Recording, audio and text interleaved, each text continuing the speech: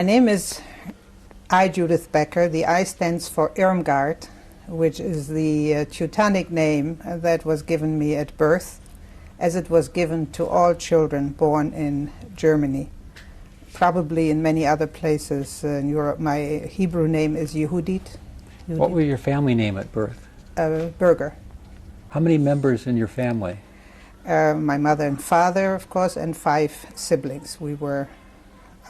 There were 2 brothers before me, and I'm in between, the first girl, and I have a sister, and I had a younger brother. Could you describe your life before the war? It was very much centered around a large family. My mother had 4 sisters and a brother living in Stettin, all within about a kilometer of each other. My mother was the youngest of these siblings. Their parents had died when my mother was about 13, 11 to 13, something like that. 11 the father, 13 the mother.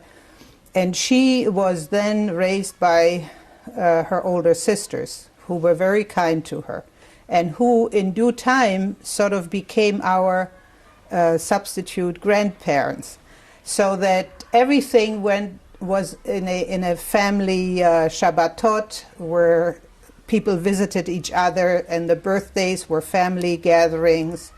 And one of my aunts, Tante Clara, used to bake a potato cake every Thursday, which when I was old enough I went to pick up. As a matter of fact, it's the last thing that I did before we were deported. On Thursday, October the 28th, I went with my 2 younger siblings to Tante Clara to pick up the potato cake.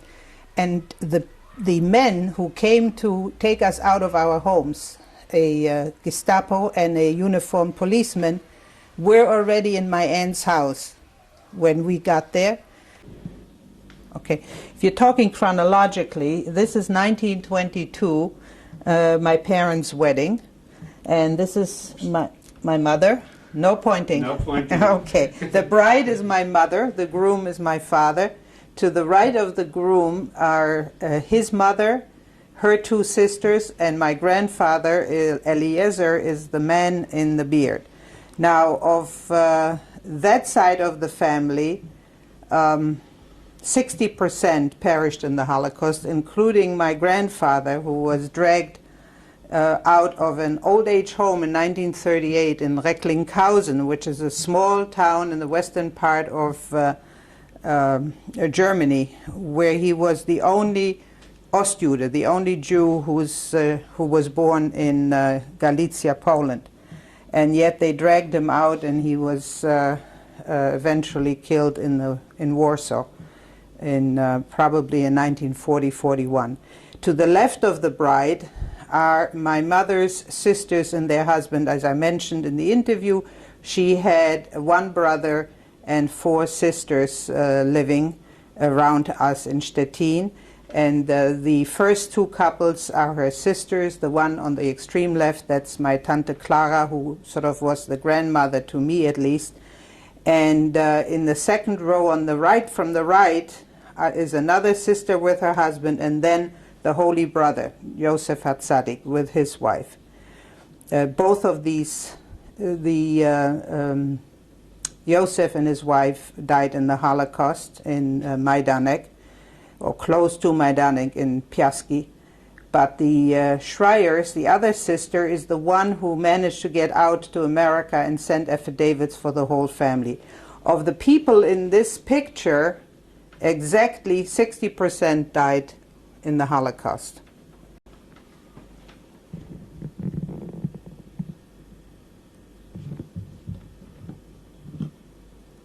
This is a picture, chronologically speaking, early on, and probably in 1931, maximum 32, and it was a picnic in Recklinghausen, where we were living at the time. That's my father, and he's holding my brother Felix in his lap, and there in front, slouching him and next to me is my brother Eddie, and behind it is my mother holding my little sister Marlet, and she may already have been pregnant with our little brother Achim.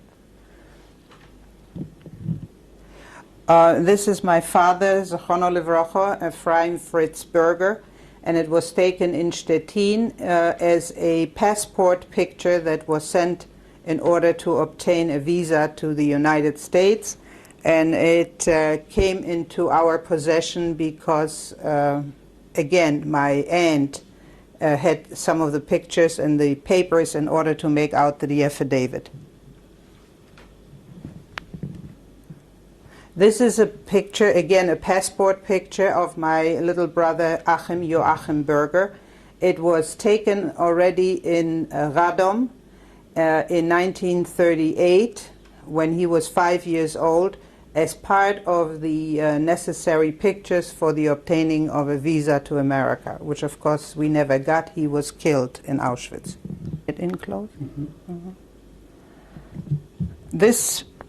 This picture was taken in Radom, Poland, after we were already deported, at the studio of the photographer who was teaching my brother Eddie, who is the shorter of the two boys in the background, how to become a photographer. And this is my mother sitting in the center. On her lap is my brother Joachim, the little one.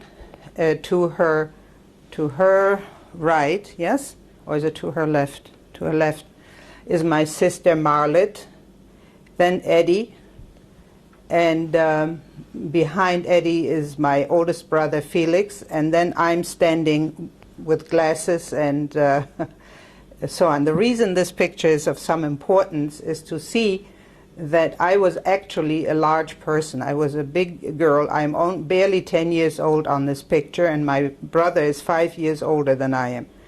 And the other brother is 3 years older than I am. So the fact of the size had something to do with our experiences in the camps, because I was able to state that I was 18 years old and looked like somebody who could work, and that, of course, was a great plus. This picture was taken in July, August 1939, just a month or so before the outbreak of World War II. We were then in a summer camp called Zatrzebie, not far from Warsaw. And on this picture are my brother in the center, and next to him am I. At this time he started to grow. And all of these are, no, not all, most of these are my cousins. And among these children, there were only 5 survivors. This is another picture that my brother Eddie, who's standing next to me, took as part of his becoming a photographer. My mother is in the center, my little brother is to her right, my sister is leaning on her shoulder, and behind is myself and my brother Eddie. Again, I'm pointing out this was 1938 in Radom, Poland, and the difference in our sizes. He is 3 years older than I am. This is another one of his attempts at taking romantic pictures. It's my brother Eddie and myself. The reason it's important, this was taken already when we were in the ghetto of Radom in 1941. And I'd like to point out the thick braids, which when we got to Majdanek were apparently so magnificent that the Nazi guard decided not to let them cut them. This is the first snapshot photograph that was taken by Teddy Bush, an American CIC soldier whom we found in Leipzig, who happened to be Jewish and spoke German, and who took this picture in order to contact our family in America and let them know that we survived. This picture is historically important. It was the first service, Friday night service after the liberation. The American soldiers, we were in Leipzig at the time, and the American soldiers came in and conducted a service for us. And as part of the service, they gave each of us a mezuzah, which we wore on a chain from then on. Just a very simple metal mezuzah. The people who are on this picture, my mother, my sister, and I are there, of course, and the rest of them came from various places. Either they were in hiding. There's a whole group of Greek Jewesses who had been in a crib, whorehouse, near Leipzig, and people who survived gathered to find other Jews, and this was the first Friday night's Jewish service. This picture is the entrance to Buchenwald when I first saw it in 1945 in May. It was taken by American soldiers and made available to us for money, actually. And when I saw this particular entrance, they had the Jewish survivors who looked like corpses were stoning several of the kapos, several of the people who had betrayed them. The entrance to Buchenwald, some of the fences electrified. This is one of the boys from Buchenwald who accompanied us to Switzerland. His name is Potasher. This is a display of the lampshades that Ilse Koch, who was the wife of the commandant of Buchenwald, had made from skins of young men whom she chose to be first her lovers, then had them be tattooed and then skinned alive and made lampshades from them. Now, on the top of the roofs you will see people standing, and right on the bottom you see people standing. The ones on the bottom are the Germans that were brought to see this by Eisenhower. He ordered that they come and see it, and the ones on the top are mainly survivors. Here, here we have another table that had, in addition to the shade in the foreground, if you'll see, there are jars with human organs in them that were taken from live human beings and preserved in these glass jars, and there were many, many of them. This is a picture of, it's a reenacted picture of the hanging. There was a gallows in Buchenwald. This is also taken in Buchenwald at the same time, and there was always somebody hanging on the gallows. This is a reenactment.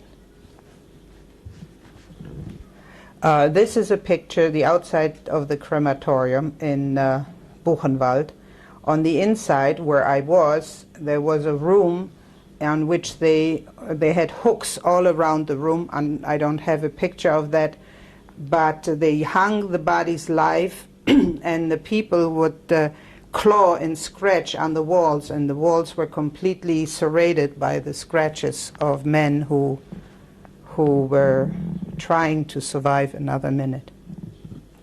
Okay, this is the crematorium, the inside, which I actually saw.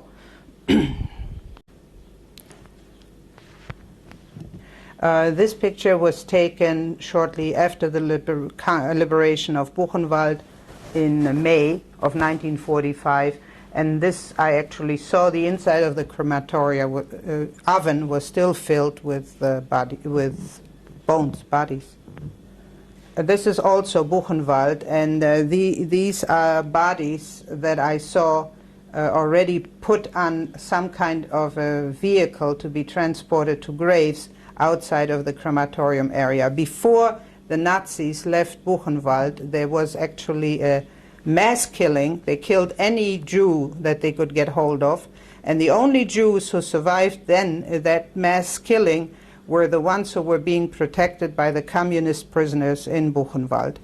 And that is history. And this is not far from the crematoria where they were digging mass graves in order to put the bodies that they had all over the place. Now, the communists protected those who signed that they were going to become communist and go to the Eastern Zone. And this is how they wrapped up the bodies that they took for burial. They tried to make some kind of a composite. Sometimes they didn't have one body in there, but several. This is a picture on the way from Buchenwald to Switzerland. It was Friday night, and we left the train. We were in a train rather leisurely, and in the middle of this picture, if you look closely, you will see Rabbi Herschel Schechter, chaplain of the United States Army, who organized this transport of survivors to Switzerland. And right near him am I, and my mother and my sister are also on this picture. This is the opening of the train on which we traveled from Buchenwald to Switzerland, and that's me distributing food. I was traveling on the food train, on the distribution train. My mother was in hiding because they didn't have permission for her to enter Switzerland. This is in Rheinfelden, Switzerland, and this is already late June of 1945. My mother is in the center, my sister is below, and I'm next to my mother. And if you notice, we're wearing the mezuzahs that we got from the American soldiers, the first service that they conducted in Leipzig. This is a picture of the three of us, my mother in the middle, I am on top, my sister on the bottom, with our hands. The picture was, actually two of them were taken in order to bring out our numbers that are consecutive. And that was a very rare and very difficult thing to achieve, to get consecutive numbers. And I thought for sure that it would help us. Anyhow, my number is here forever. Let's see, what else can I show you? The picture taken Pesach 1997, actually Chal Moed Pesach, and it's the occasion is the bar mitzvah of Jonathan, Dina's son, and here we have our oldest daughter Leah with her husband and their 8 children. In Jerusalem, at the Dan Pearl Hotel, this is our daughter Rachel, our second oldest child, with her husband Chaim on the right, and their 3 daughters, with, of course, the bar mitzvah boy in the foreground. This is Dina, our daughter number 3, and the Balat Simcha, with her husband Roy, and their 6 children.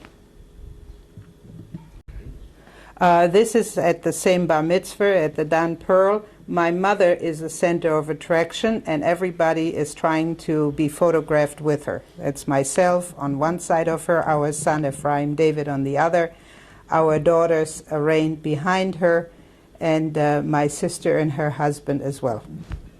This is another picture of my mother with her only remaining children, namely myself in the green dress, my sister in the center in the back, and the 3 of us are the ones who have survived everything together, and there is my sister's husband on the right and my husband on the left. This is probably the most recent photograph of my mother, Peppy Schreier, Pesach 1997, sitting with me in this synagogue. And this is my very patient and ever-loving husband, Arnold Becker, having an aliyah at the bar mitzvah of his grandson, Jonathan. Think about your experiences often? All the time. Yep. If you have anything else you want to say in 1 minute? In 1 minute. If not for my mother and her strength, obviously even physically I wouldn't have survived, but certainly not mentally. And the biggest thing that she did after the war for me is to force me to learn about religion. I had really forgotten. I was 10 years old when this started. I had forgotten whatever I knew. The world of the camps impinged on me to such an extent that everything else was forgotten. I had forgotten that my brother Felix was in America. I had totally forgotten. So she forced me, and I studied all the major religions. I studied Christianity, Islam, and Judaism, and chose Judaism later on very freely. And so that the biggest gift that she gave me was to give me a faith again to live by. Thank you.